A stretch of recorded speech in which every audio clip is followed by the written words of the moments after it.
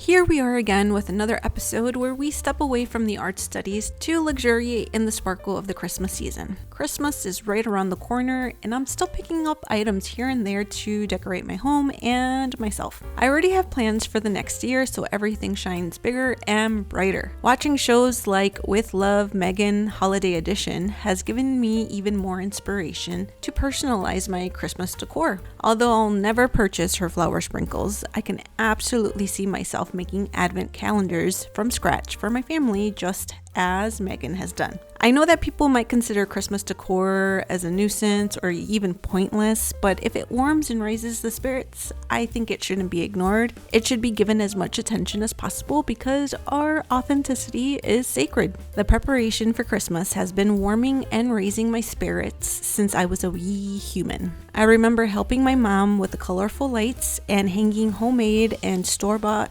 ornaments on our fake tree. After the tree was fully decked out and evening had arrived, I would lie at the base of the tree and look up and marvel at the glow of everything.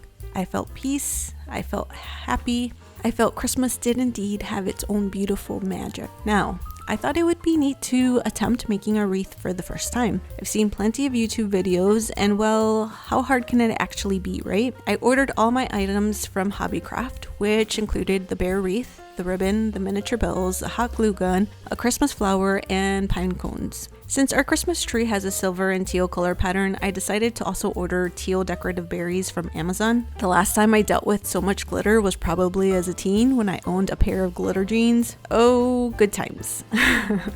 Before I got carried away with the ribbon and glittery berries, I spread the branches of the wreath to see what kind of width and fullness I was working with, and as the hot glue gun warmed up, I began playing with the ribbon. I had to loop and readjust so the ribbon didn't look too stretched out or tight. I realized that I wouldn't need to glue the ribbon to the wreath because it was safely secured by the texture and wire of the wreath. So now the fun part began. I inserted the big silver flower into the wreath as this would be the top of the wreath, and I began gluing the pine cones to sections of the wreath. I was going for an even distribution. Using the glue gun reminded me of my mom using her glue gun to help me put the finishing touches to my school projects. How was that like 24 years ago?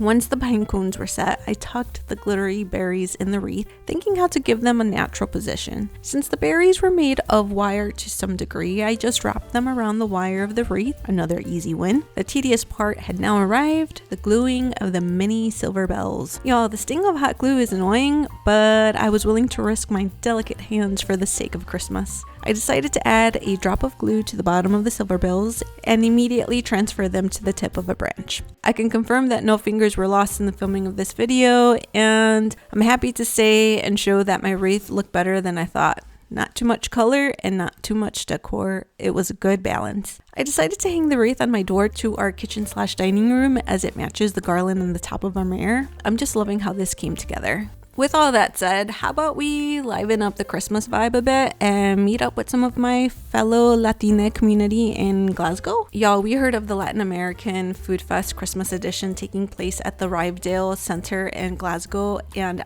I was elated. I don't have any immediate or extended family coming to visit me this year for Christmas, so finding a space where I could be around my fellow brown people, sharing food and music was something that I needed. Although the event was pet friendly, we decided to leave our Toby at home since he tends to get overstimulated in cities. He truly is a country dog. Hopping on the train to Glasgow reminded me of my long commute to my now husband while we were still dating. I'm amazed to think how many memories we have already accumulated. I feel like I've known my husband for 10 plus years, not just the 5. We arrived at the Rydell Center, and as we got closer, I could hear the music that never fails to move my hips. My goodness, I was pumped and ready to just be and fit in without getting the off-putting looks I sometimes get because of the color of my skin and my features. We got our entry bands from the front desk. The organizers of the event were extremely friendly and inviting, all smiles and laughter. I knew my time was going to be well spent here. I stepped out into the square where there were food stalls from restaurants and pop-ups. I had brought an umbrella with me because the rain was not gonna get in my way of enjoying all the food and music. As soon as we saw the Gloria's Real Mexican food stall, I had to get in line. They were selling tacos de al pastor, and well,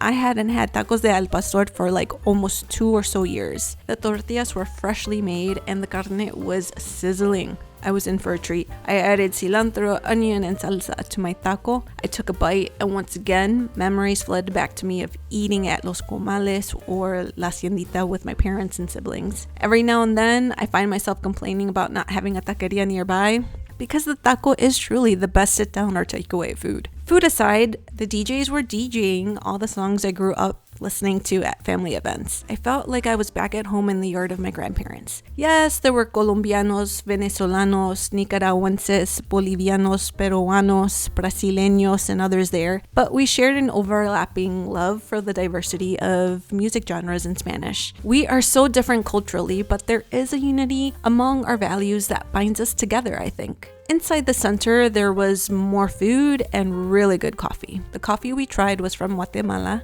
We were served filter coffee, and I was floored as to how good it was. Y'all, please make your way to Loom Coffeehouse in Glasgow. I cannot recommend it enough. As my stepdaughter was with us, she just had to take advantage of getting her face painted by Sean Lewis, a Glasgow-based artist. Y'all, they were face painting for free. They had so many options for kids to choose from. They had an array of colors and brushes and other tools. Within minutes, my stepdaughter had a face painting that was so detailed and cute. As we had left Toby at home, we needed to get going. But before we wrapped up, something caught my eye. One of the food stalls was selling a dish that reminded me of the corundas that my mom makes. I had to inch closer to La Bodega food stall and find out what it was. I learned it was hallacas. Hallacas are from Venezuela, and they are made from cornmeal dough stuffed with a mixture of beef, pork, and chicken, and other ingredients like raisins and olives. I purchased one, and oh damn, I was in heaven. It was so different from the Mexican tamal, but in a very good and delicious different way. Don't sleep on hallacas, y'all. They are worth stepping outside of that comfort zone. And y'all, before we left, we just had to give a huge thank you to the organizers that helped make this event happen. They did an amazing job. I know I can't wait to learn of any further events that they put together. While we did leave in the early evening, the Christmas celebrations were going to last until midnight with a mixture of dancing, DJs, a live band, and much more. Next year, we will get a sitter sorted for Toby so that we can stick around longer. With that being said, I hope y'all enjoyed this episode. I needed a little break from the art studies and a dose of my culture. I'm so grateful that I can still find a Latiné community over here.